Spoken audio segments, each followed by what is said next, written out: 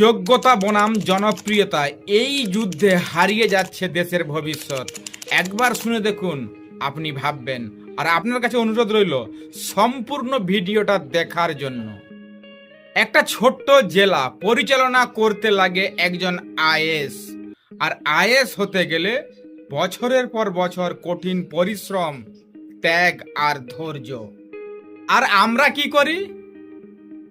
একটা গোটা দেশ পরিচালনার দায়িত্ব দিয়ে দিই একজন আনপড় অশিক্ষিত নেতার হাতে। না দেখি শিক্ষাগত যোগ্যতা, না দেখি বিবেক, শুধু দেখি দল, ধর্ম আর ধোঁকা। এটাই আমাদের সবচেয়ে বড় ব্যর্থতা।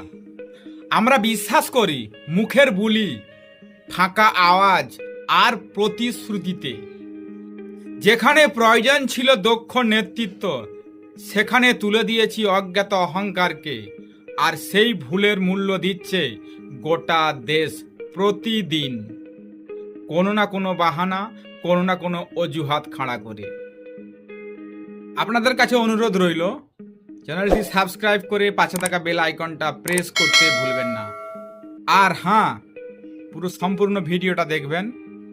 আর যদি আপনার ভিডিওটি ভালো লেগে থাকে, আপনার মূল্যবান মতামত কমেন্টের মাধ্যমে জানাবেন। ধন্যবাদ, দেখা হবে নেক্সট ভিডিওতে। সবাই ভালো থাকুন, সুস্থ থাকুন, নিজের প্রতি খেয়াল রাখুন।